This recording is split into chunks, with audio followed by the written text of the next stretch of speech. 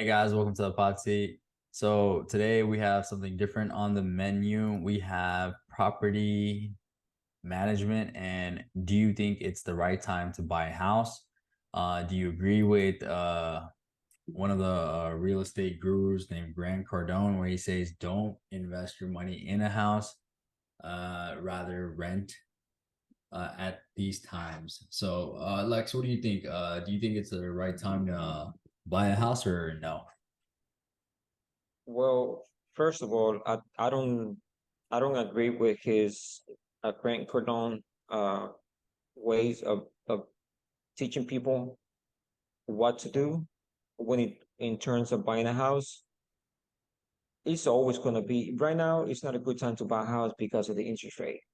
Everybody knows that. But if you let's say you get a good deal, I will Mm-hmm. buy a house if I get a good deal because I can always go back and go back to the bank and tell them, hey, I need to, you know, refinance my house so you can bring that interest rate down. But what he's saying is don't buy a house. Lease is the best thing to do for you. Because to him, it doesn't make sense to buy a house. To me, it doesn't make sense to lease forever. I mean, you know, everybody has choice. If that's what you think you should do that fits your lifestyle, leasing, go for it. But at a long term, I just don't see that being the right move because when you retire, you need a house. You can't be moving every 2 years. You need a place where you can stay for a long term.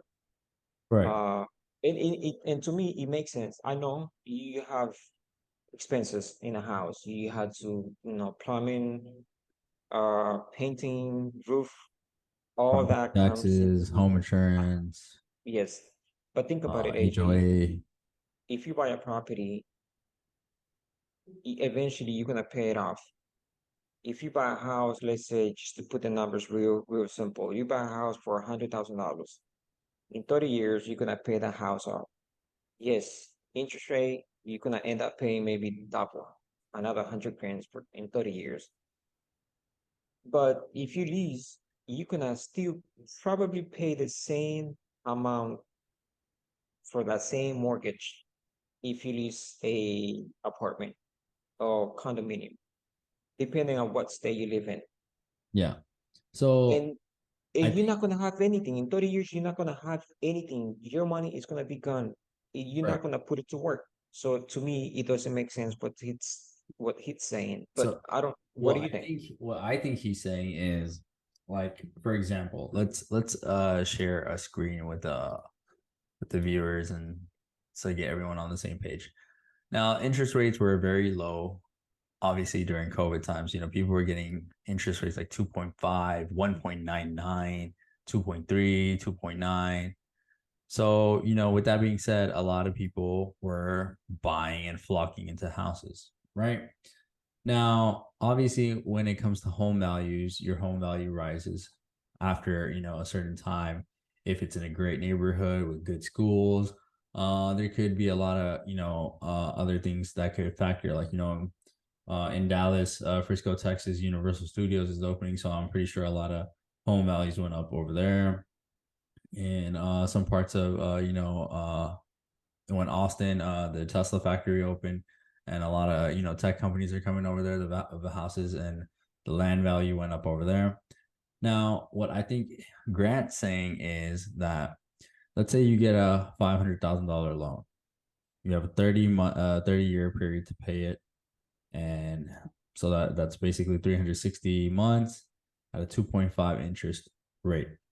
So after all of that interest that accumulates, I mean, you could obviously pay, faster. This would be your monthly payment, right? On a $500,000 house.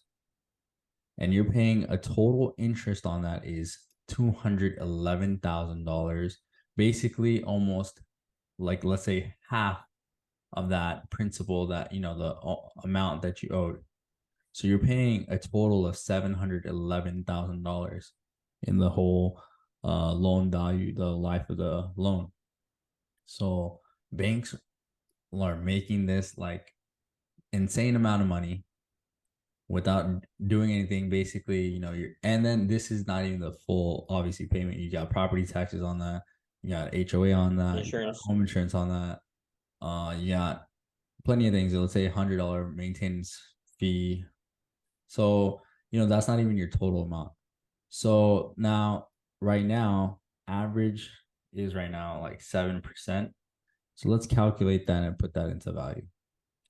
So not only did your monthly payments go crazy high to $3,326, your total interest on that loan is $697,544, which is more than the amount that you needed.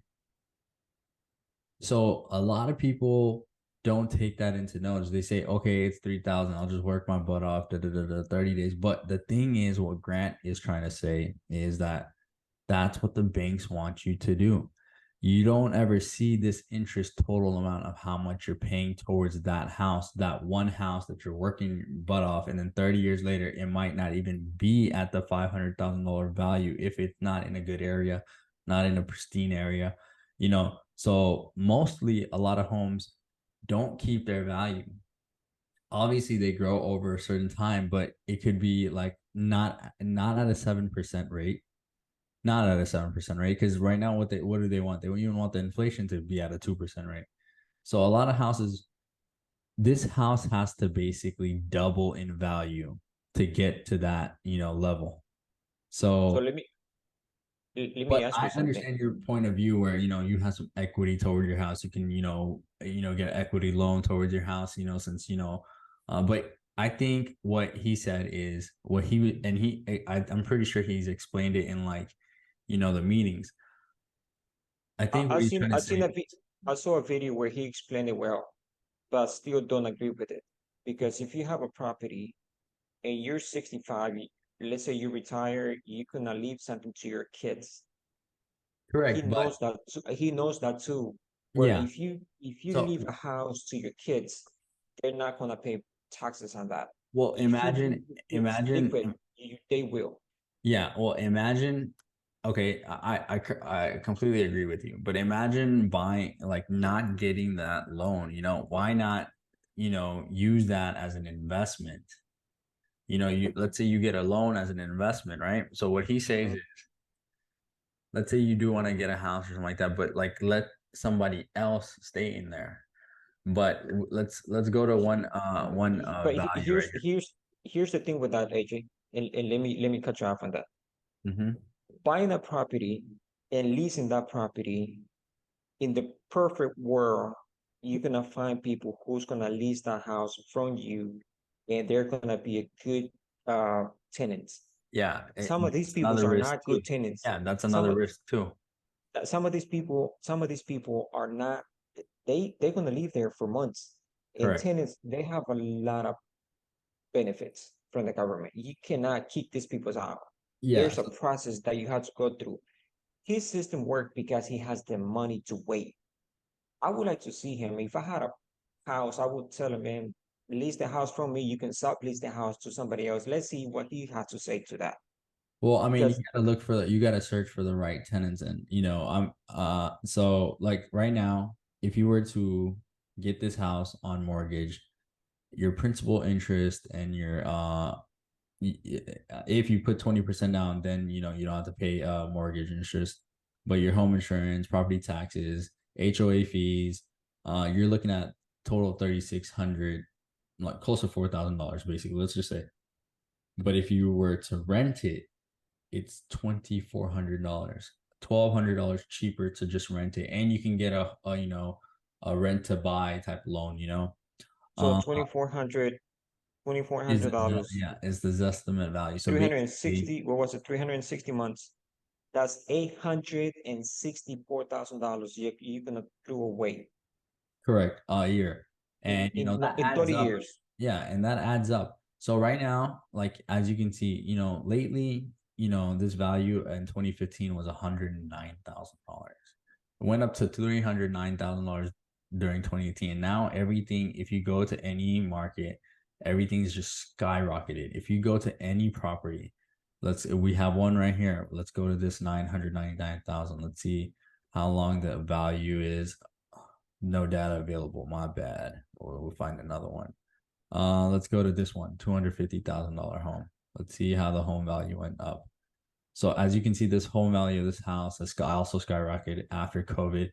It's just peaked to 300,000, but it was usually in a medium rate. This is how much it would grow. So over time, home value does increase, as you can see. But at this rate, at this time, if you're a seller, a lot of people are trying to sell, and they're trying to sell at a high price because there's a housing shortage going on.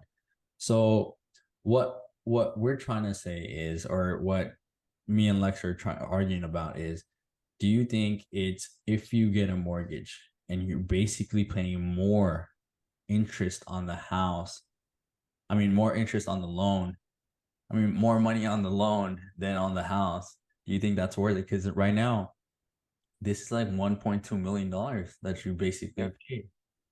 but So with that I'm money, wi- you could invest it somewhere else. You see what I'm saying? So I'm willing to I'm willing to do that though, because I don't see myself being 60 and well, well, packing my stuff every 2 years, every year, every 3 years, and move somewhere else. I just don't see that happening let's say the in this. average median goes to like let's say even if it goes to 5%,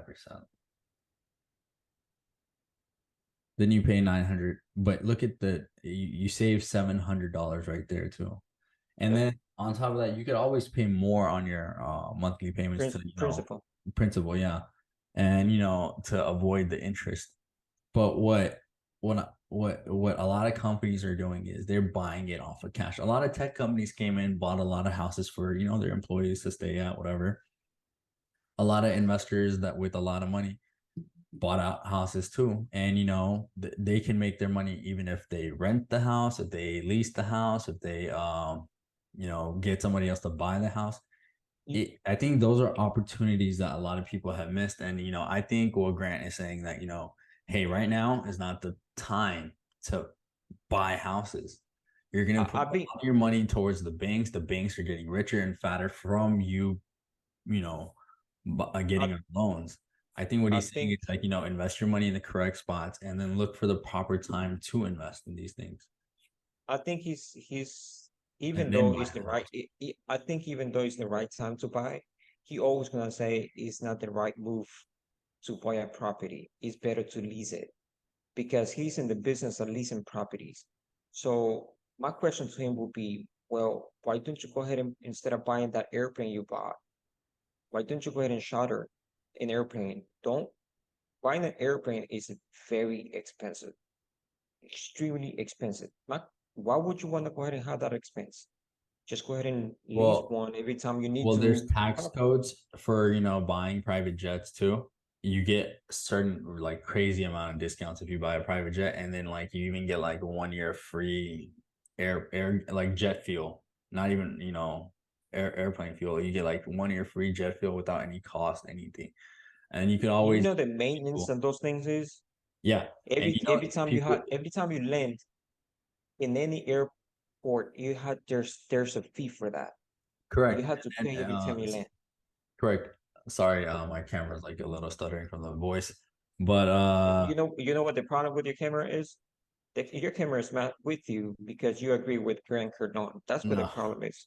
No, so the thing is, you can like there's a limited private jets and all that stuff too, and then the nowadays luxury and all that stuff is going off the chain, so people can actually rent your private jet. And before COVID, people would be charging $8,000, $9,000, $12,000, and now it's like 17, $18,000 per flight. So you're So making so a so lot of money so off what you're the saying plane too nowadays. so what you're saying he's very smart about buying that plane and leasing that I mean, plane for so tax making purposes, money. yeah, it's smart, because you get a lot of tax write-offs from buying a private jet. The government actually gives you a lot of incentives for I buying just a private jet. Now that's obviously a very a very wealthy person, so he has the money to do that. But for the average person, me personally, if you have the money, I think you would put a lot of that down towards the house and still have enough to, for, any let's say anything that happens. uh Emergencies. I think it will, I think sooner or later, I think there might be a buying opportunity. Things might trigger if the job market fails, and then we do end up going into a recession. We'll see how big and deep it is. Some analysts are saying it's going to be a soft one. Some people are saying we might not even get one. So a lot of people are just like trying to jump on it because the Fed right now is increasing the rates even more and more and more. So There's always going to be a buyer's market, and there's always going to be a seller's market. So there's not going to be both at the same time. So one at a time. That's how it is. So I'm sorry, go ahead. I was wanted to say that. yeah, so basically it it would, from that we'll see if the average American that wants to purchase a home, obviously a lot of sellers are, thinking, hey, everyone's selling it for the high price. Sooner or later they're gonna have to decrease the price because there's not a lot of buyers in the market. And once that happens, and there's not a lot of movement going on, and if the recession actually is hitting the ceiling with the home purchasing, then we'll see like some cooling down on the home prices, and the people that actually were saving up the money for this could have probably get into it at a very good price. They'll have the pricing power to get into it and purchase a home that they actually dreamed of. And if obviously once there's a slowdown in the housing market, obviously the Fed is going to start trying to maybe pivot and cut the rates. But would that cause another reaction or something like that? That has to be also played out, and see what happens with that too. But for as of now, I don't see myself being a buyer in this market unless if I see a good price and a direct cash offer. Because why would you want to be spending that much interest towards a house when you can put that interest money and invest it in something else in your future down the line? Because we showed you the statistics. You're paying at this interest rate, you're going to be paying more than your actual loan amount too. So just be careful of that, and be prepared, because you don't want to be, you want your dream house, but then you're busting your butt every day to pay it. Yeah. So, and then can't even enjoy the house. So thank you guys. If you like that video, please like, share, and subscribe, and let us know which else videos you want us to do. Thank you guys. Take care. We will see you on the next one. Bye bye.